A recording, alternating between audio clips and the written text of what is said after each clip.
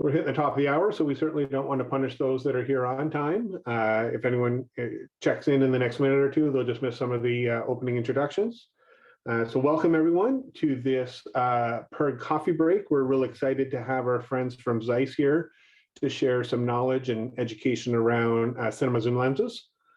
But before we get into that, we'd like to certainly thank our 2022 annual sponsors. You can see their logos up on the slide there. Our friends at ARRI, Astera, Camera One, Duclos Lenses, Dynamic, Lightgear, Panavision, Taylor & Taylor Associates, the Camera Division, and of course, ZEISS, our host today. One that's missing from there, the latest annual sponsor edition, is the Vitek Group. So on the next coffee break, you'll see their logo added to that.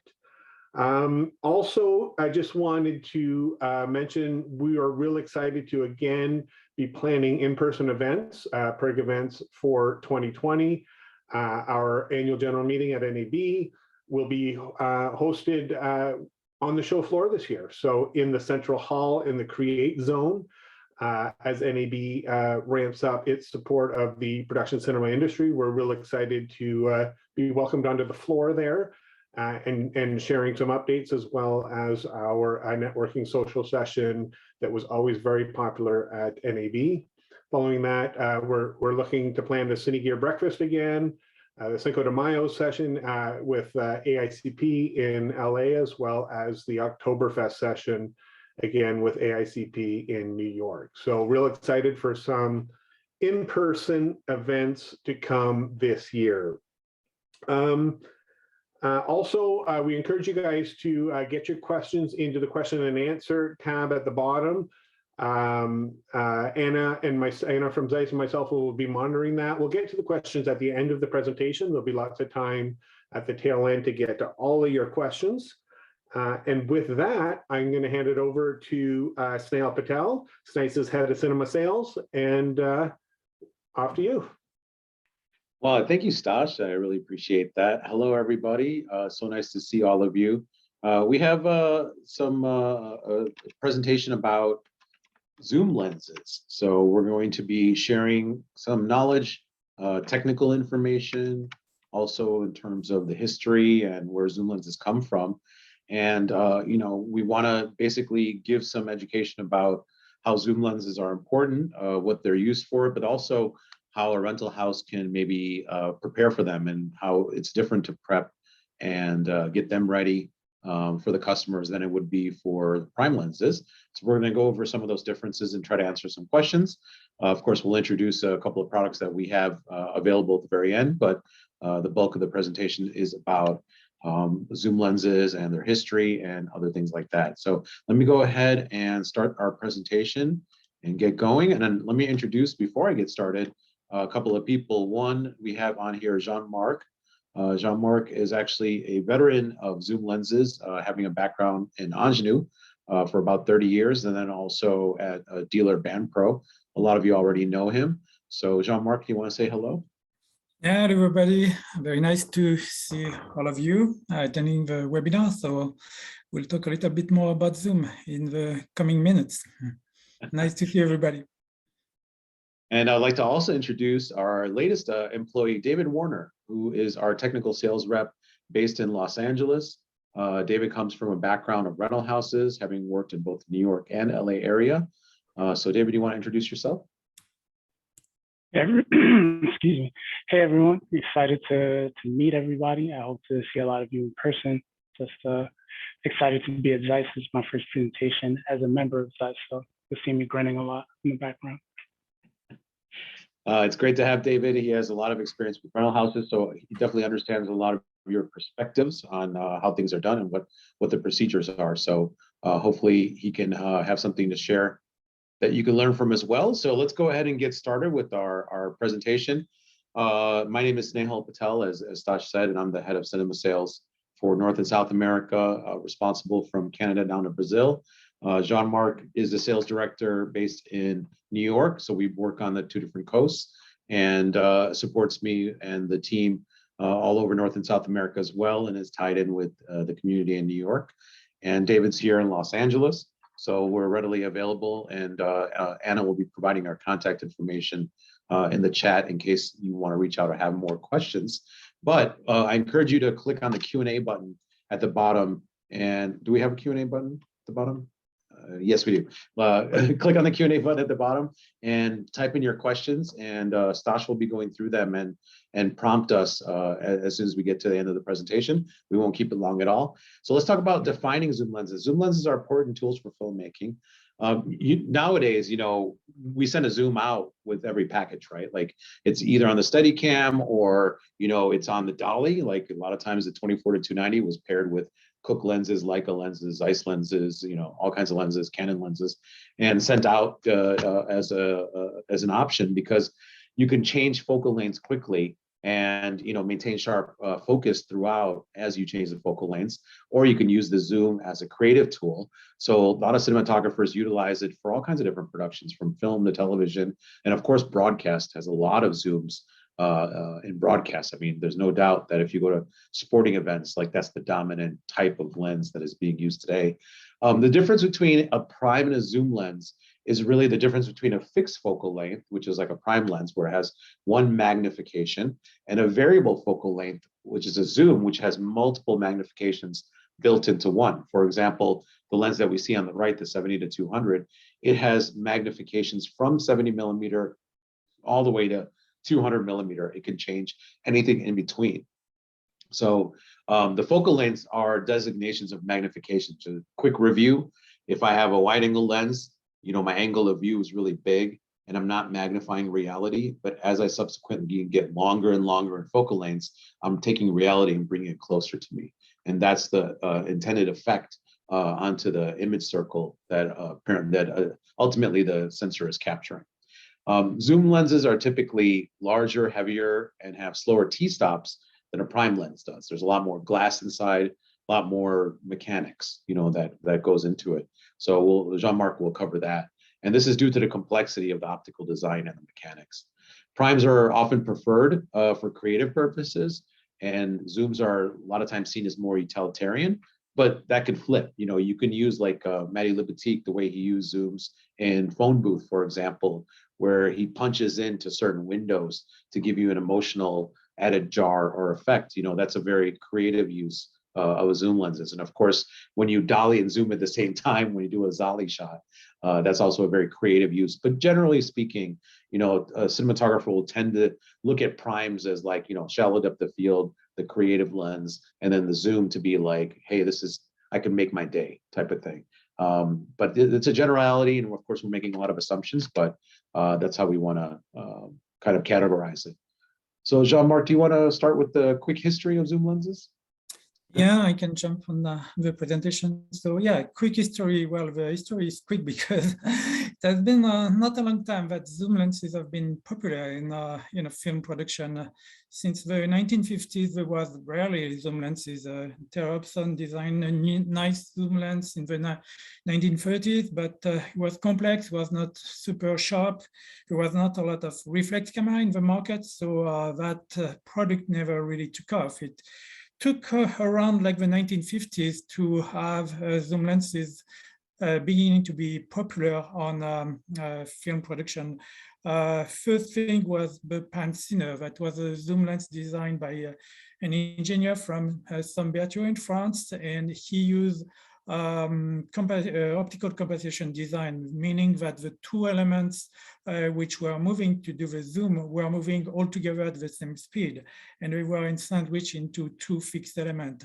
That has an advantage to make the zoom pretty simple and pretty easy to build, but the disadvantage was a limitation in terms of zoom range. So you can see on the picture below the design like the Panciner, which had a small lever under the lens in order to zoom back and forth.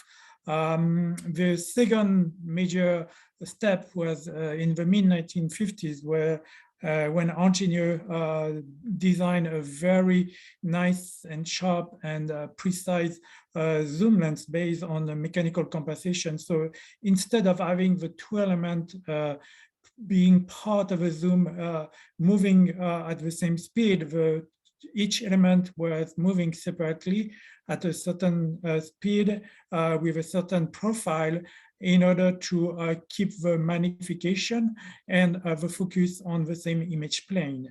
That really changed the way of zoom lenses will be built, and that gave really a path to design a larger zoom, more complex zoom, and with a larger zoom ratio.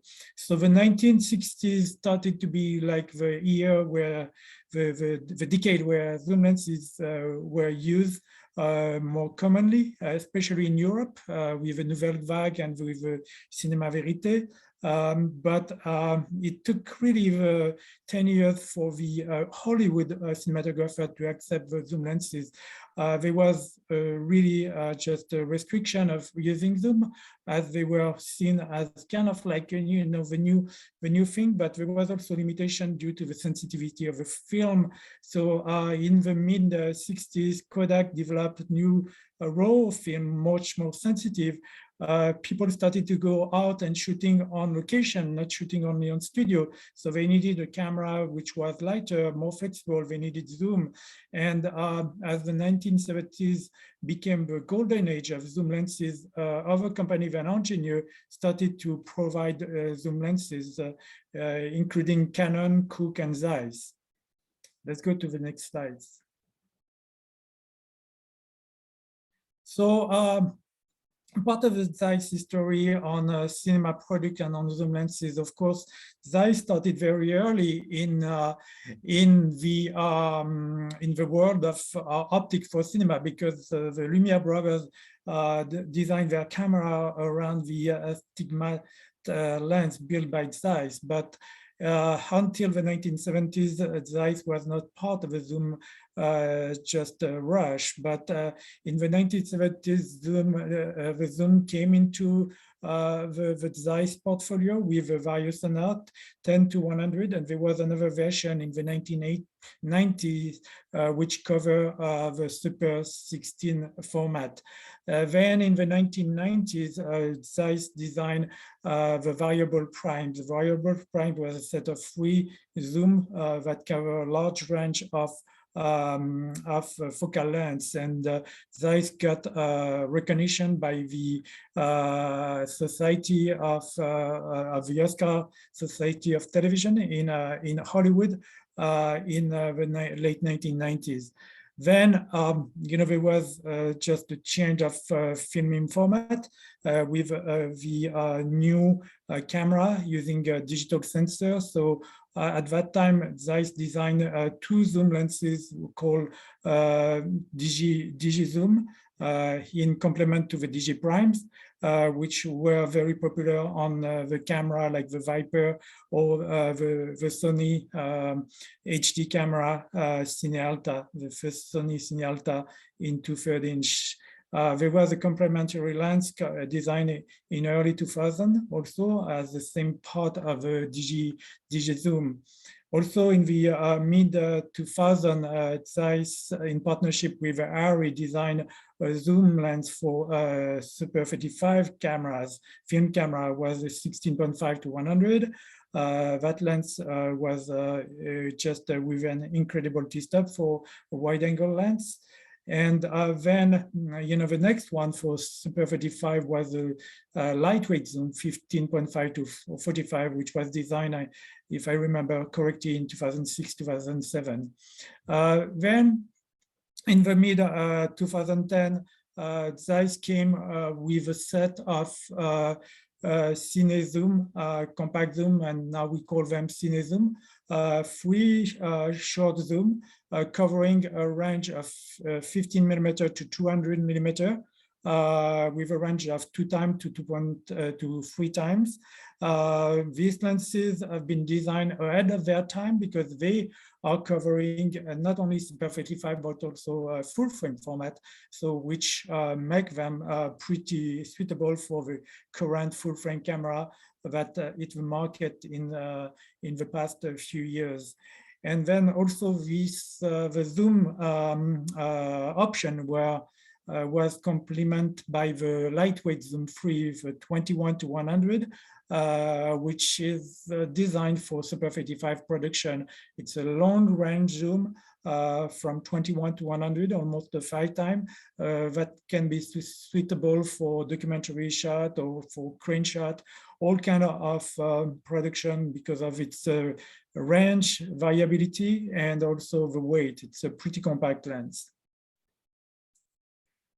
Now, let's talk about optical design. As Snehal mentioned on his introduction, zoom lenses need a lot of optical elements. That's why it took a while for people to figure out how to build the correct zoom lens and how to make it suitable to film production, because people want to have not only the zoom effect, but also want to have a quality and the sharpness on the design. So this is a typical example of a zoom lens that on that particular design, there is also 2 moving elements in the focus group. One just going toward the front and one just compensating for the breathing. This is a typical wide angle lens. And then on the zoom part, there is the 2 moving element that just play with the magnification and the refocusing of the image. So in order to design a zoom like that, you need to have a lot of elements, you need to have a lot of constraint in terms of quality, in terms of manufacturing process, because when you put just around 20 elements in the same barrel, you need to make sure everything is precise and everything just fall well together in order to keep the quality and the performance through the entire zoom range. And also one of the key factor is the cost. You don't want to build a lens that costs a fortune because there is no market for it. So you need to be competitive to find some solution to use a specific glass and use specific adjustment to bring the cost down to like just a sellable level. And the last parameter is serviceability. Of course, zoom lenses have a tendency to get dust, to get, to need lubrication because the elements are moving all the time. So you need to make sure your lens is designed to be serviceable at the local rental location or with a trained service center in order to maintain the lens at the right level for the next job. So now let's talk about the mechanical design. Mechanical design, so the schematic you have on the left show the typical mechanical design with a mechanical compensation system for the zoom lens. So you have 2 internal elements that are moving in parallel, moving left and right, and they are connected with a cam barrel. So there is a high precision machining on the groove of the cam barrel in order to position each element at the right just position at every given focal length. So the schematic you have on the right is pretty just simplified, but if you look on the right part of the image, you have the typical design of 70 to 200 mechanical parts. So as you can see on that schematic, you have a lot of parts that are playing into the the lens in order to achieve a precise focus, achieve a precise zoom positioning, just move the iris, and also be able to have just adjustable back focus and integrate a specific mount, as that lens can be switchable between different mount options. So the main characteristic you have to look at when you choose a zoom lens is, of course, the first parameter that became in place lately because of the different camera available in the market is the image coverage. A zoom lens can be, can cover anywhere from 2/3 inch to full frame, but you need to make sure when you choose the zoom lens, it's designed for the camera you are using for. The other parameter, of course, is the zoom range and the focus range. You want to use the lens for wide shot. You are going to pick up a wide angle lens. You need like a teleshot, so you are going to pick a zoom lens which allow you to go like a little bit further and get a good magnification.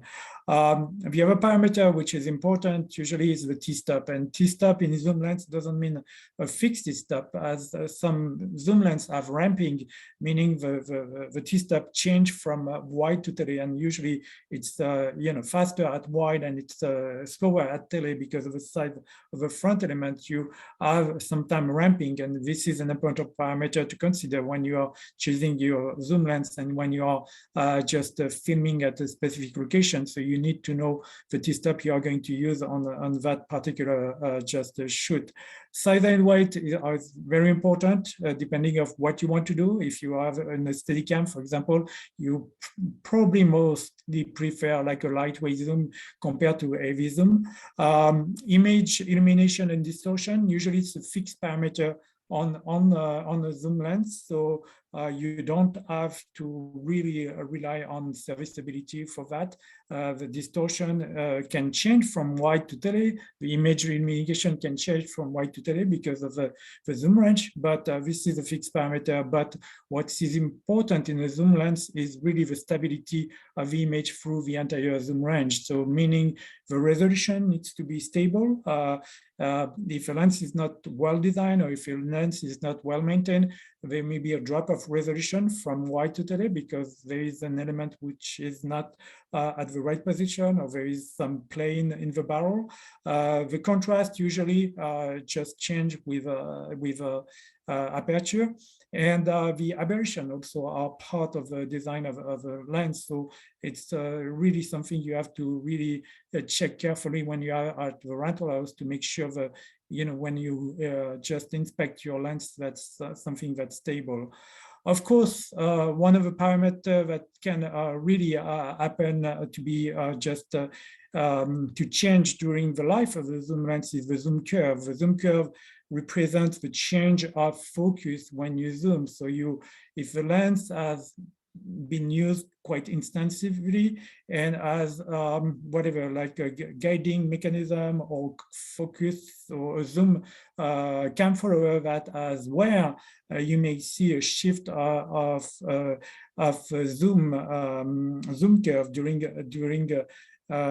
the zooming from wide to tele. And as a lot of people are using zoom as a variable focal length, this is very important to make sure your zoom curve is right on the spot, because they just go at a certain zoom position and just go on the focus mark and see the image not being sharp. So this is a very important parameter. Tracking is also a good parameter to check. As you know, when you zoom from wide to tele, you want the center of the image to stay stable.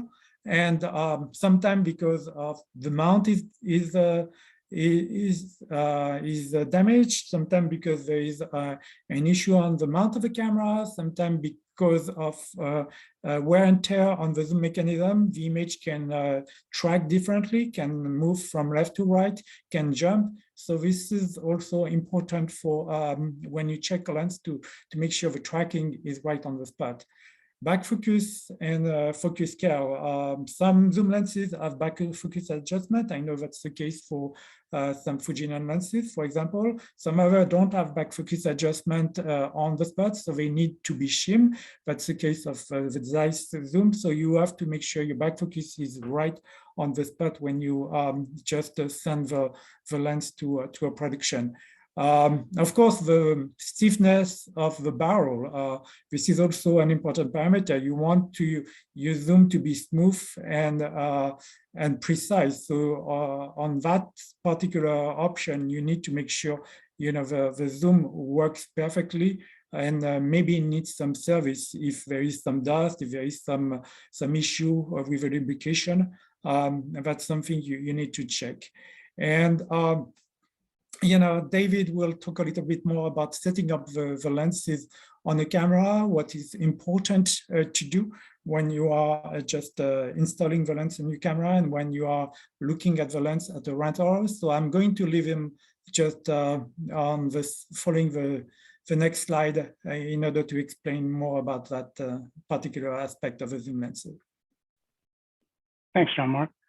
So Jean-Marc walked through a laundry list of considerations that you need to look into when inspecting these lenses, and that adds a lot of steps and a lot of added complexity to service and QC processes at rental houses.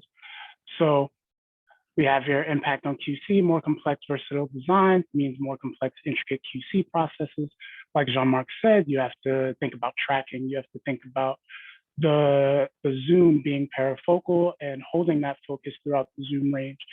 And testing for all those things means you need to have the right tools. Obviously, not everyone needs to go out and figure out how to get some ZEISS K machines, but having full frame projectors, having specialized benches that control air and dust, having accurate collimators so that you can check back focus, especially on lenses that don't allow you to adjust back focus mechanically in the back.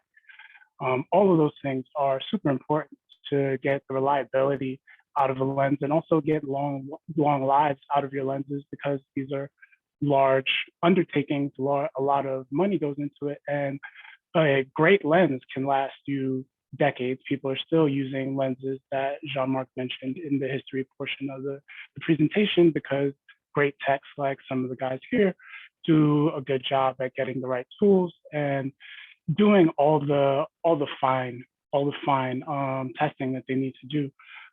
Also, just the size of the lenses impacts the way that you can store them, how much space you need. They have a large footprint. The cases that you put them in have to be large. I know as a prep tech at multiple rental houses, people always ask me, do you have a smaller case for this?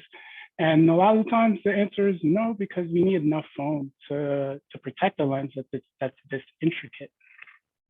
And all those things, especially with a type of lens that's changing so often, training and education are super important. We had a technical difficulty with my light over here. Sorry about that. But if we go to the next slide,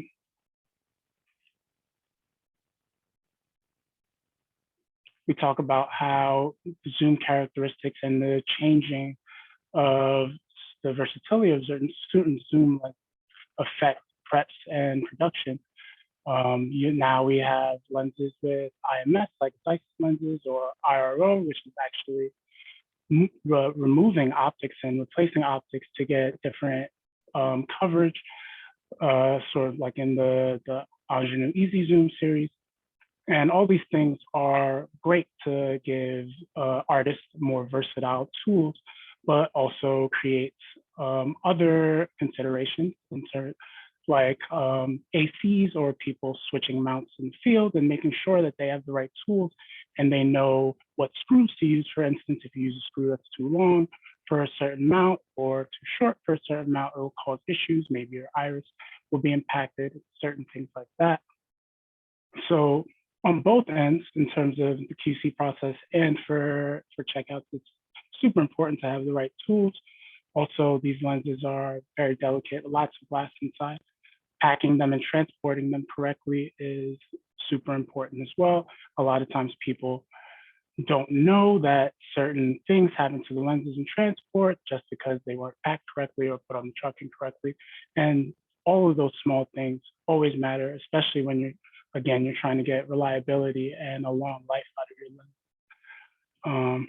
And I'm just always a big proponent of training and education, especially in an environment like a rental house, because it's a great place to experiment. You're learning things, you're testing things, and everyone gets to talk to each other and trade tips. And it's massively important for everyone to be in constant conversation about new developments and learning how to use the tools that we all encounter. And now I'm gonna pass it back off to Snehal. I think you're muted still, Snehal. You'd think I'd figure out the Zoom thing by now. Yes, thank you, David, for that. I just want to, before we do the last part of our presentation, I just want to reiterate that, look, we didn't talk about qualities of lenses, right? We didn't talk about like one is better than the other, because the zoom itself is a compromise of sorts, right? In terms of the quality. You're definitely, when you are projecting the lens with the lens projector, are going to see a more drastic fall off of different qualities like focus fall off, or more CA at the corners, or even exposure fall off might be a little bit more drastic on a zoom lens design than it would be on a prime lens design. Primes will be cleaner, longer from the center to the edge of the frame. They'll have better performance. They'll perform better wide open than a zoom lens would as well. So there's that. But that doesn't, it's not our job to choose for the cinematographer, the artist, what tool is appropriate for them. Yes, we might say that, oh yeah, the zooms are not as good as the primes in terms of quality, but for them, it might be like, oh, this is perfect. This is great. They match really well with the primes that I'm using. The colors are very similar. I want the edges to be muddy anyways. That's why everyone loves anamorphic lenses. So we don't want to ever speak to like one is better than the other. These are all different choices. Users using all kinds of zoom lenses in the market right now from all kinds of different manufacturers. Jean-Marc outlined that there's multiple manufacturers starting in the 70s that have been making zooms. We're just one of the companies.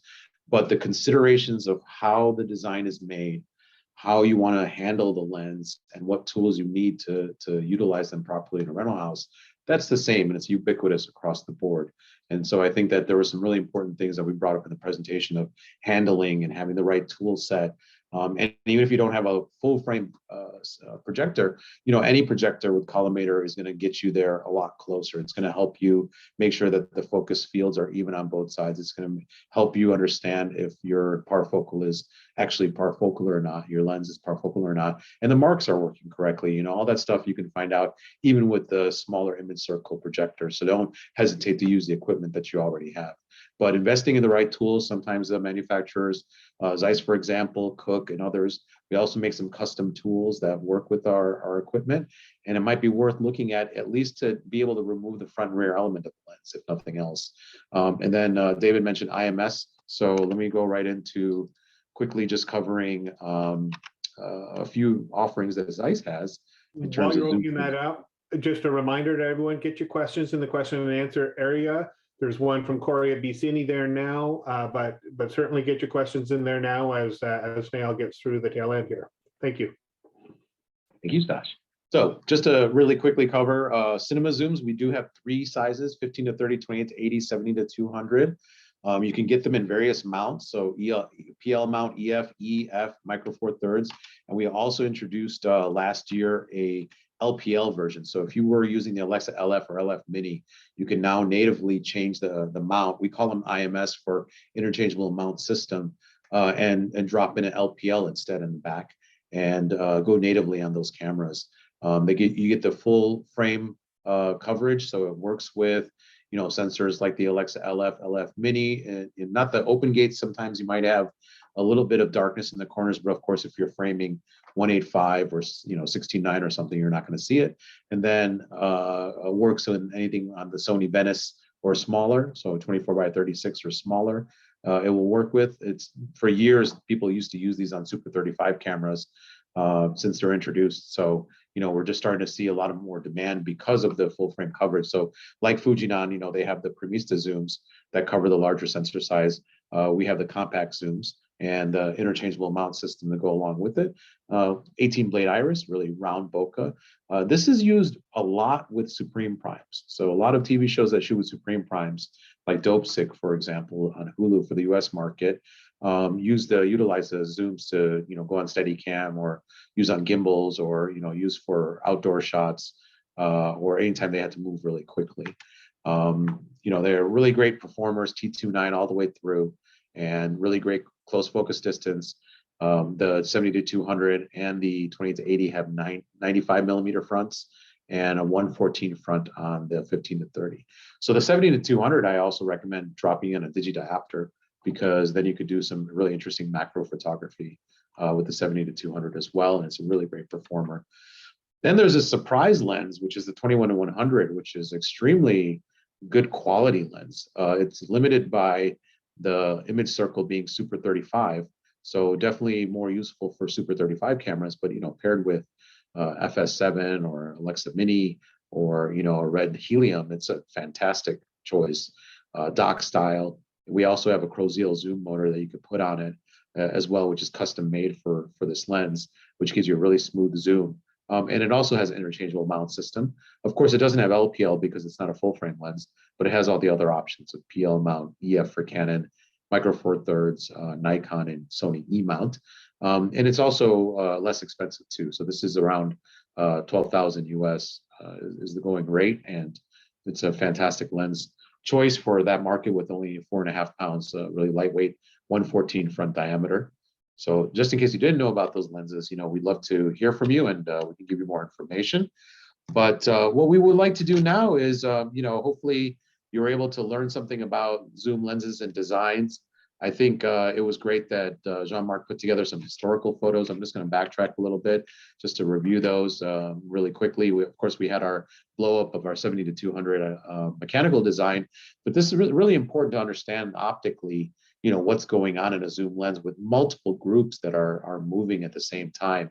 So the precision of the optics, really depends on a lot of mechanics working correctly. And then the optical design of creating so many different focal lengths all at once, it's not easy to do, and it's definitely a feat. And we respect any company that comes up with a new zoom lens because it takes some time to get it right. But I think if taken care of correctly, given a little bit more care than maybe what you give to primes in terms of the foaming and storage, and also having the correct tools to test out to make sure that it's centering correctly and things like that, you can keep a zoom alive for a really, really long time. People still use the master zoom, for example, and that you saw, came out some 3 decades ago, but it's still in operation, and people love that lens. So actually, not 3 decades ago. I take that back. It was like 2 decades ago. I'm going too far back, but it's still usable today. Of course, primes are sometimes easier. Like you could pick up older, more vintage lenses that are fixed focal lengths, and they have less mechanics in them. Usually a direct drive system for the focus, and the iris is pretty straightforward. Sometimes it's easier to keep them alive mechanically, but we've seen some fantastic work in some of the you people that are on right now, fantastic lens techs that have done a great job keeping zooms alive. I know for a fact that, for example, the Premier zoom from Fujinon is a very, very popular option for a lot of different shoots. So that's been around for a good 7 to 9 years. Well over 10 by now. Yeah. Well, okay. Yeah. Well, it is 2022. 2019 to now, guys. I can't keep track of 2019 and now, just going in a blur. So that's like 1 year for me. So yes, over 10 years. It's only been a couple of months. But I think now we can take some questions. So like you mentioned there, Snehal, there's a lot of people, a lot of lens experts here from the various member rental companies. One thing I just wanted to maybe ask you about, I believe in 2021, ZEISS was very involved with Filmscape and did some training. Got involved in person and did some training. Looking forward into 2022, what did you guys have on your calendar? What do you see looking forward where you're going to have opportunities for a lot of our membership to get some training, get some hands-on, meet with the ZEISS experts, build some relationships again as we move forward? Oh, that's a great question. Thank you for that. First of all, we do have service training that we are doing virtually by Zoom right now. It's arranged through Able Sydney, and you can go on their page and sign up for it. And we'll put the link in for you. So David, if you can find that link, or Jean-Marc, and put it in the chat for everybody. We did have a delay, so this actually works out for us because I think that session was supposed to be this week or something like that. But our trainer Simon got sick, so we had to delay the training, which is a great opportunity now if anyone wants to sign up. I think it's over a 3-day period, and going over in depth the lenses. And what's great is because he's on Zoom, he actually has 3 camera setups, so you could actually see the lens overhead and from the side angle, and then from the front angle to see exactly what he's doing as he's tearing down and rebuilding lenses. And I believe the lenses that are covered are CP3, Supreme Prime, and something else as well. Is there a zoom covered in there, Jean-Marc? No, it's only CP3 and Supreme Primes. Well, unfortunately, there was a lot of people who wanted to attend the training, so I think the session is already fully booked. But I'm sure Simon will organize another one later this year. Yeah, you can still go to the page and still inquire, and then we'll keep your information and get back to you, or you can email any of us and we'll put you on the mailing list. And what we'll do is also look into doing some training for the Zooms as well. So that's going to be coming up in the future. Right now we have Supreme Prime and CP3 training, and then we'll see what we can add on. And also contact us, because we do come out to the different markets and we do offer personal visits when we're there, or if we can't visit you personally, we'd love to do a Zoom with you to get to know you and see if you have any challenges that we could help out with, because we're definitely here for you. So, David comes from a rental house business and understands your pains. Jean-Marc has been working with rentals for decades, so absolutely understands where you're coming from and can help you out. And I'm here as a resource as well in Los Angeles anytime. A lot of you already know me, so please reach out. Send us an email if you have an issue, and we'll help you as much as we can. Great.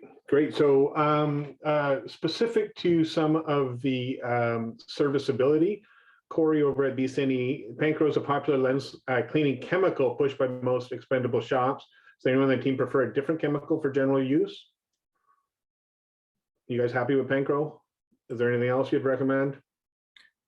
Well, yeah, I can say Pancro is good. There is a lot of option. It depends really of the type of whatever stain you want to clean. I see a lot of people using acetone as kind of a main solvent. Because acetone really removes grease very easily and doesn't leave any stain on the optics. If it's more like, I would say, just not a greasy stain, something like maybe just a spray of something sugary or whatever in the front element, I usually recommend people to use a typical lens cleaning that you can find online. There is some ZEISS, Tiffen, or whatever that are available. Even sometimes when I don't have anything else, I use Windex, which is good for cleaning one element. You don't want to put the Windex on all the elements because there is like a blue coating on the solvent, so it can leave like a little bit of layers of blue. And the other thing that works sometimes is shaving cream. I've seen a lot of like stains that are really dry coming with sugar, champagne, whatever, soda spray on the front element that really doesn't want to come away because of it's dry. So leaving a little shaving cream on the element, keeping it for like 10 minutes and cleaning it with like a tissue after, and using acetone to the final for the final cleaning, it can work very well. Great. And then a follow up to that, any recommendations, specialized tools, benches, projectors, collimators for the member rental companies that they could consider investing in? Well, there is several projector manufacturer in the market: Dance, Quadzil, GeckoCam. So you have to just look at what you like. It's we don't want to speak with one type or another. They are all good tools, and as every tool, if you are used to work with one projector, and if you really know how to check a lens on one projector, that's what you need. What is important to have the tools. And of course, a collimator has the advantage, you don't need a dark room, so you can check your lens very quickly and see if the lens is good or not good on a collimator. The only restriction you have with a collimator is you can't really fix a lens using a collimator. The collimator is more like pass or not pass, meaning that if a lens has an issue, you see some flare, you see some zoom curve, But after, when you want to open a lens or replace a front element, you really need a projector in order to adjust the lens properly. And then after, of course, each lens manufacturer offer specific tools to open, to align the elements. So this is something you need to just ask to your lens manufacturer. That's why we do training, because during the training we show not only how to open the lens and put it back together, but also we show the necessary tool you need to have to open a CP3 or Supreme Prime. Great. So one from our friend Michael Kerner at Kerner Camera, who again will be hosting the Lens Summit in Portland on May 13th, 14th. That's a great opportunity to see all your favorite lens vendors, as well as get some specific technical training on lenses. So reach out to Kerner there. But Michael's asking, where can we find a comprehensive lens coverage calculator showing coverage for different sensors? I think, well, I don't know if you know, probably more than us, Stash. I think Tom Fletcher at one point was putting something together. I know the Harry website has also some information about lens coverage. Of course, we have that particular also document, and we have also just a mouth cloth that can be used on your desk, showing the coverage of all lenses for sure. Great.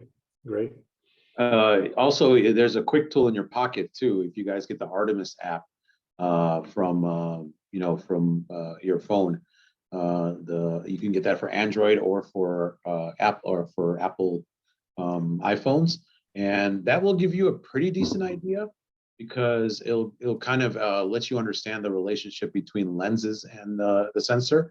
So it'll let you know, like, if your lenses are going to cover the sensor correctly or not.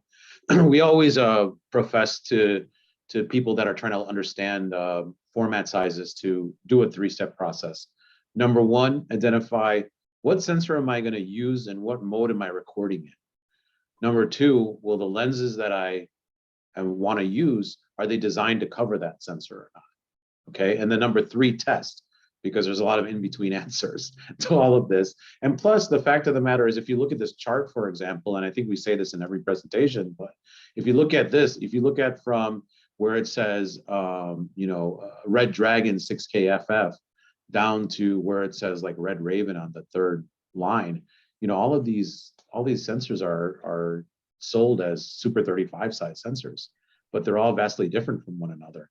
So even if you thought maybe when I was shooting film in Super 35 and I know what a 35 millimeter will give me 15 feet from my actress, in reality you don't with these sensors. So you're going to have to again put your actress at 15 feet, put your camera there, and put on that 35 millimeter lens to see actually what frame I'm getting, and it might be smaller or larger than you're actually remembering.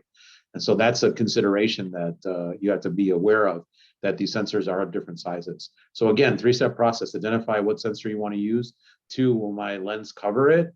Yes or no? And then if so, let's test. And yes, there are tools available. ARRI does have an illumination guide on their website. Red's got guides as well. So I think Sony has published some papers for guides as well. You have tools like this online or the Artemis app.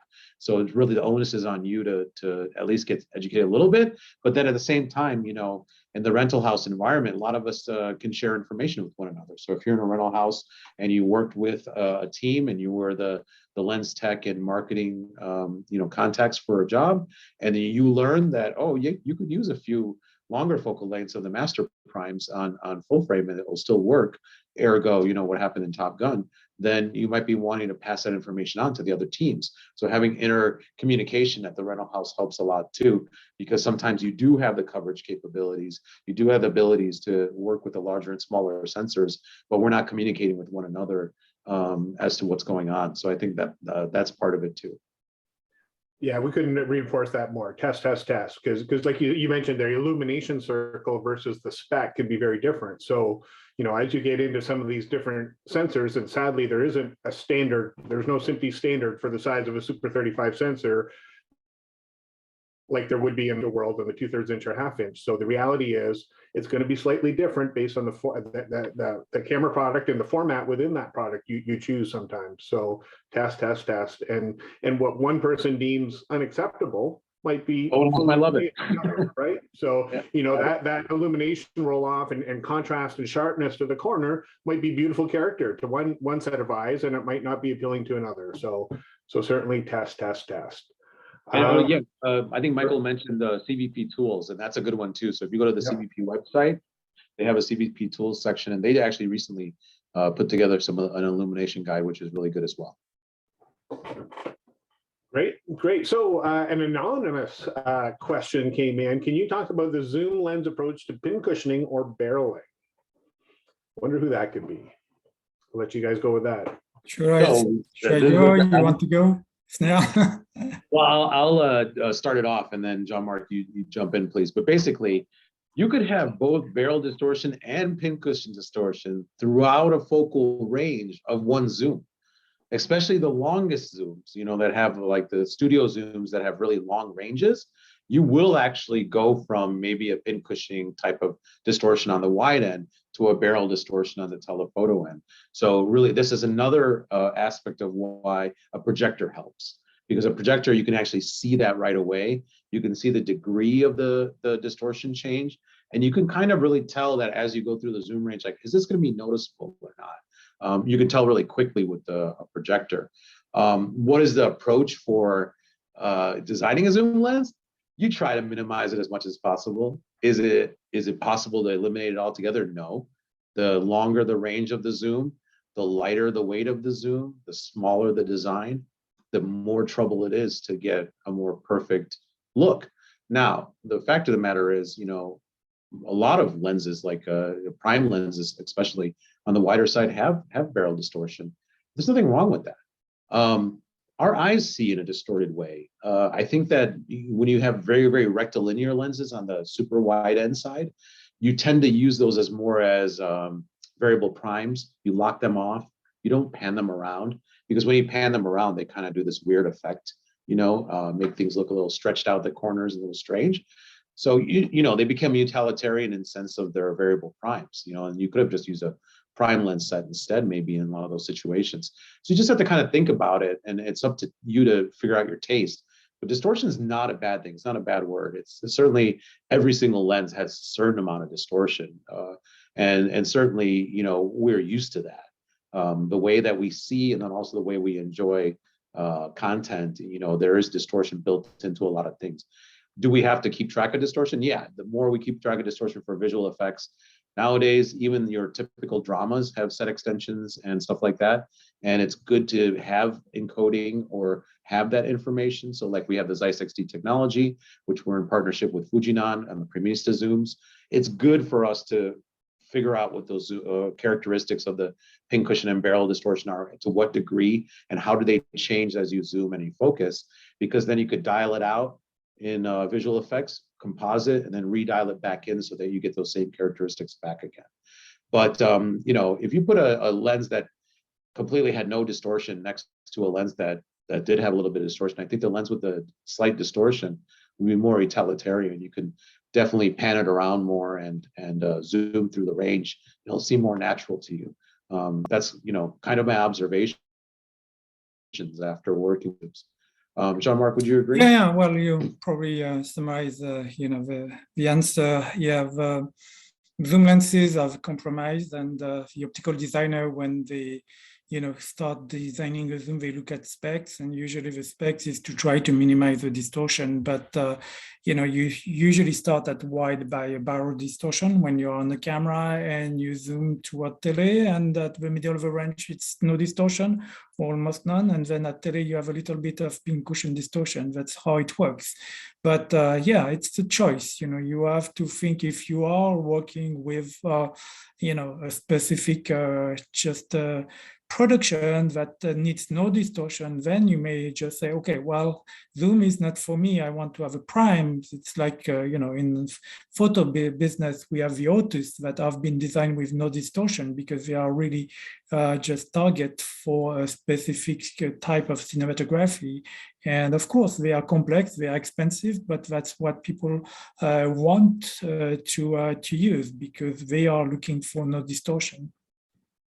Right. And Michael makes a good point that if you are looking at the projector, at the lens on the projector, when you put it on the camera, you're going to have the opposite, whether it's barrel or distortion. So our pincushion or barrel. So just something to keep in mind that's expected. It's the inverse when you put it onto the camera. It's literally because you're sending light from behind the lens to the front and not from the front to the back. So if you see a pincushion on the wall when you project, it's actually going to be a barrel distortion when you put the lens on a camera. It's going to be the opposite effect. Right on. So furthermore to that, Corey's asking, and from my end of my day job, we have to think of it as engineering trade-offs as opposed to sacrifices or compromises when building these high-end zooms. But what else do we see when we're developing the zoom in terms of these trade-offs, these engineering trade-offs when we're designing, and specifically the lighter weight zooms? What are some of the specs that are going to have to compromise to enable a lightweight zoom? So here at ZEISS, we always like to, not talk about other brands because when it comes to these things, because, we actually don't have the access, and plus we shouldn't be doing that. So let's talk about one of our own lenses that we did have to make an engineering compromise, let's say to meet the specs of the lens, right? So we wanted to create a lens that was lightweight, that was very utilitarian, that had a really nice range, but was tiny, right? We did that, the lightweight zoom 21-100. Now, the compromise is that a lot of lightweight zooms, especially in this category and this size and this kind of range, are going to ramp. And ramping means that when you zoom from the widest to the most telephoto side of the lens, at some point your exposure drops off in the lens.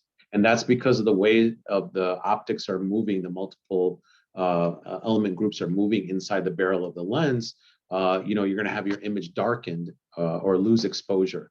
Now, the depth of field is not going to change.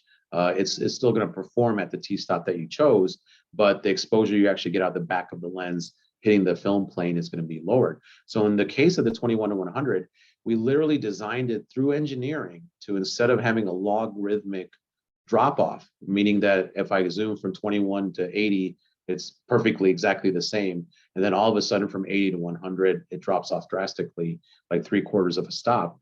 We actually then designed the elements to have a linear coefficient. So it goes from T29 to T39, which is, almost a stop, about 3/4 to a full stop of change in exposure as you go from 21-100 in a completely linear fashion.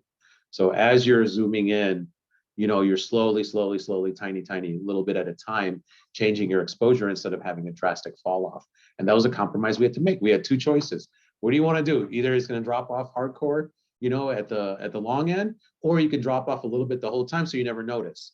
So we decided to go for the second.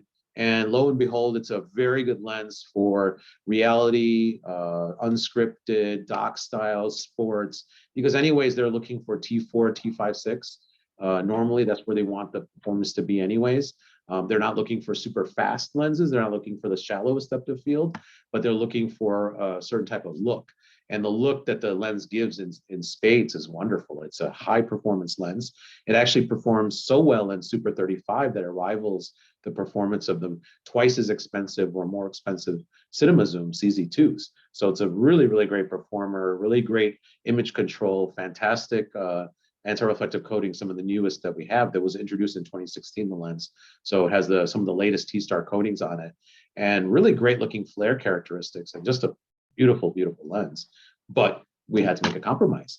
And that's how we kept the price low. That's how we kept the size low, is by saying, okay, we'll go with the linear ramp. We don't want to do logarithmic, but we want to keep the range. And we can make it work. And it has, in a lot of different ways. It's been a big success. Now, is it going to be the same type of adoption that we see in the cinema market? Not necessarily. Maybe in the cinema market, you want that consistency, right? So you're willing to get a slightly bigger lens that has a shorter range, if you got consistency. And I think that's when you can go to the CZ2 cinema zooms and look at those instead, because that's what it'll give you. But there's a cost effect to that. There's a size penalty, and the fact that you also have shorter range. So if you wanted a long range zoom, then you're going to be changing the lens a couple of times instead of having one lens to work with. So this is, I think, a very good example of an engineering compromise. It's the decisions you have to make when you're a product manager and you're trying to come up with a concept that can work. It's a risk that you take, but it pays off if you pay attention to the market, listen to what they have to say, and try to give a lens or paintbrush that they're looking for. Yeah, it's a perfect example, Snehal, of those compromises, those trade-offs, so to speak. Sorry. So we do try to keep these down to about an hour, and we've crested 4 p.m. So just kind of as a wrap question, because we get these questions on our side all the time, and it's about the roadmaps moving forward. So a couple of questions here talking about roadmaps for ZEISS. Gaston asking about anamorphics, and our anonymous friend again, will ZEISS ever approach a 0.7 planar lens again? So I will leave those future roadmap looking forward questions for you guys to wrap up as we get close to the end here. No, I don't think we'll have a 0.7 planar lens. We should actually look at the T-stop to see what it really was doing. Very interesting lens design, very, very cool. We learned a lot from it. And of course, a lot of those optical designs are still being utilized in different ways. The planar lens designs, for example, are utilized in so many different optics right now. But I don't think the push is to make like super fast lenses. I think right now the push that we're seeing, or what seems to be in the trends and what people want, is lenses with character, with looks, with interesting capabilities, good focusing, good performance, great out of focus shapes, things like that. And I think that a lot of that is to do with the fact that these sensors are such high performers, and we just see everything now, right? There's no hiding anything with the film grade anymore. So that the tastes have changed, and certainly it's not necessarily just about fast glass, but also about glass that's very interesting, performs really well in other ways. So look out for more stuff like that. I think ZEISS has introduced the radiance primes, for example, Supreme Prime Radiance, to exactly for this reason, for this kind of market. And if you look at the market share of, the top 100 films in the world, a lot of 60% of those films want interesting looks. That's what the drive is. It's not necessarily perfection. Now, are there any anamorphics in the roadmap for ZEISS? There's all kinds of stuff in the roadmap. We're not going to tell you what it is, and you'll just have to wait for our public announcements to find out. But we will be announcing, I'll give you an insight, we will be announcing the 15, which everyone knew about, in the Supreme Prime line, will be coming out this year. So you'll see more information about it this spring around NAB time. So look out for that. For you rental houses that are on the call today, we will have a couple of samples ahead of time. So please do contact us if you're interested in taking a look at the samples ahead of time, getting a preview. We will be selecting a handful of rental houses to be able to do that. So we'd love to hear from you on that. 15 is very important because that means that the line of lenses Supreme Prime, which includes 15 to 200, is now going to be very useful for both Super 35 filmmaking and full frame plus. So, your Monstro DXL2 sensor, your Alexa LF, LF Mini, Sony Venice 1 and 2, but also Helium, upcoming ARRI Super 35 camera, Alexa Mini, F55, which is still being used today, C300, a lot of other higher end Super 35 cameras, it can make use of this whole line of lenses. So that's really important for us. But, keep paying attention. We'll surprise you.